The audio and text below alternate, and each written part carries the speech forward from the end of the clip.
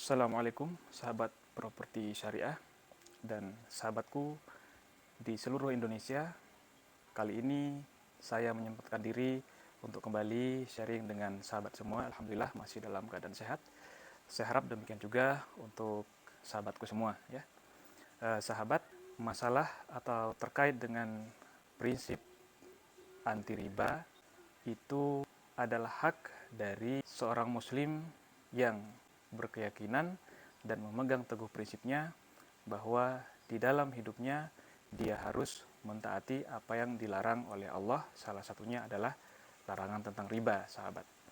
Itu adalah hak yang harus dihargai dan bukan paksaan kepada Anda yang saat ini belum berpikir untuk menerapkan aturan atau larangan riba tersebut dalam kehidupan Anda. Tetapi bagi kami, itu adalah sebuah keyakinan yang harus kami amalkan saat ini dan tidak boleh kami langgar, sahabat.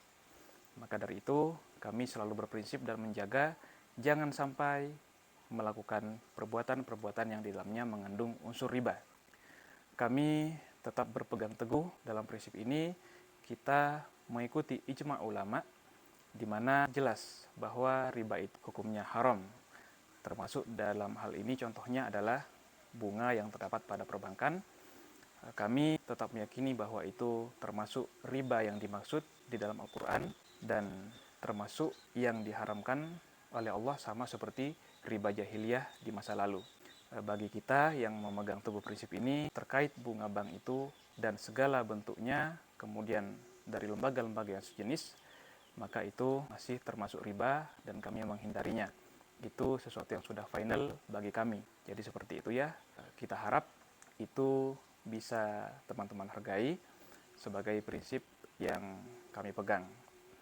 Karena kami dalam berdakwah pun menyiarkan gerakan anti riba itu sebetulnya pada dasarnya bukan dalam rangka memaksa sahabatku semua untuk mengambil seruan tersebut. Jika Anda berkenan, monggo. Jika belum berkenan, ya tidak apa-apa, karena tidak ada paksaan, sahabat. Tetapi yang disebut syiar itu memang harus kita lakukan dengan istiqomah. Karena kewajiban kita adalah sampai di situ. Mengenai ikut atau tidak ikut dengan seruan tersebut, nah itu tidak ada paksaan sama sekali, sahabat. Jangan dijadikan bahan hujatan bahwa yang anti riba ini ketinggalan zaman. Yang anti riba ini mungkin tidak ikut kemajuan yang terjadi saat ini di bidang keuangan dan lain-lain sebagainya. Yang anti riba ini adalah orang bodoh yang tidak peka terhadap kebutuhan saat ini dan lain sebagainya. Nah, hujatan-hujatan seperti itu banyak ditujukan kepada kami, tapi kami bisa memaklumi, kami sadar bahwa mungkin itu karena keterbatasan pemahaman sahabatku semua. Maka sampai pada titik seringkali melontarkan hujatan-hujatan tersebut terhadap gerakan anti riba. Bahkan ada yang sampai mungkin sedemikian seriusnya untuk menunjukkan pendapat bahwa bunga bank itu bukan riba, bunga bank itu halal dengan alasan bermanfaat dan lain sebagainya. Mohon maaf, sebetulnya sangkalan-sangkalan itu tidak perlu, sahabat. Kenapa? Karena saya ulangi lagi, apa yang kami lakukan ini bukan paksaan kepada Anda. Jika Anda memang menganggap masih boleh menggunakan jasa perbankan dengan pinjaman yang berbunga, silakan.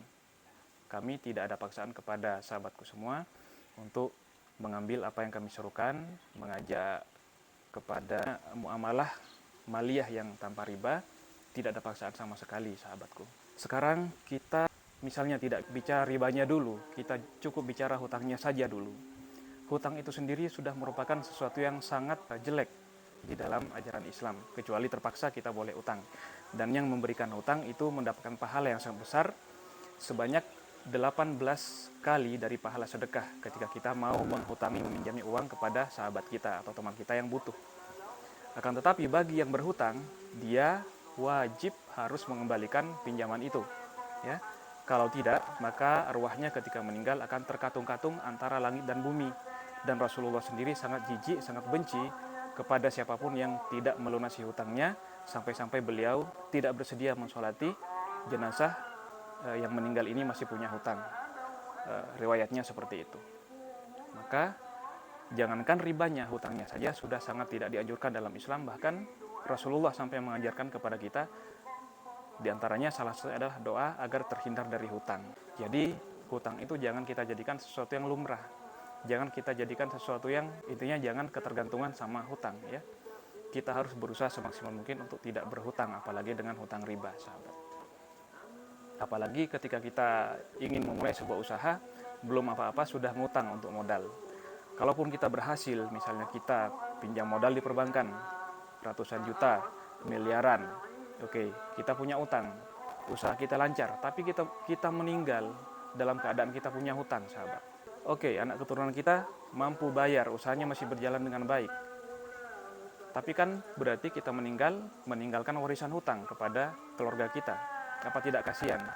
Kita sendiri sudah meninggal, hutang belum lunas, dan meninggalkan warisan hutang untuk anak cucu kita dengan nilai yang sangat besar. Sebisa mungkin ketika kita meninggal tidak punya hutang sama sekali atau dengan hutang yang minim, sehingga ketika harus tanggung jawab hutang ini dialihkan kepada keluarga kita, mereka tidak terlalu kesulitan untuk membantu kita melunasi hutang tersebut, sahabat. Ya, jadi seperti itu. Masalah haramnya riba itu bagi kami adalah suatu prinsip yang harus kita yakini, yang harus kita amalkan, dan tidak bisa kita sepelekan, tidak bisa kita entengkan. Dan nyatanya memang bisa kok kita berusaha, memulai usaha tanpa hutang, memulai usaha tanpa riba, itu bisa, sahabat. Dan hidup tanpa hutang juga bisa. Ada ilmunya, ada tips-tips yang harus dilakukan.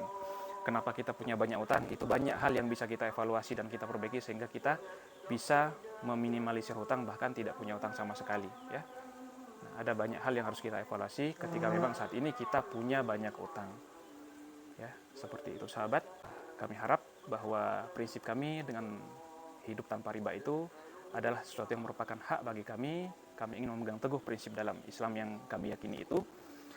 Dan kita juga harus ingat bahwa dalam Islam, harta itu adalah sesuatu yang harus dipertanggungjawabkan kelak di yaumil mahsyar, di hadapan Allah akan ditanya dari mana kita dapatkan atau dengan cara apa kita dapatkan. Kemudian belakangnya juga ditanya kemana kita belanjakan. Itu konsekuensi dari harta. Bayangkan apabila kita mendapatkan harta itu dengan cara yang haram, nah itu sudah menjadi masalah tersendiri nantinya, sahabat. Ya, mudah-mudahan dosa-dosa yang sudah kita lakukan sebelumnya kita mendapatkan kemudahan dari Allah untuk bertaubat dan tidak mengulanginya lagi, sehingga Allah memberikan ampunan kepada kita, karena sebesar apapun dosa kita pasti Allah ampuni asalkan kita bertaubat dengan bersungguh-sungguh dan tidak mengulanginya lagi. Semoga ini bermanfaat. Assalamualaikum warahmatullahi wabarakatuh. Oh ya, ini adalah salah satu lokasi proyek properti syariah yang kita kelola dan kita pasarkan saat ini di Jawa Timur, dan alhamdulillah ini dikembangkan tanpa riba.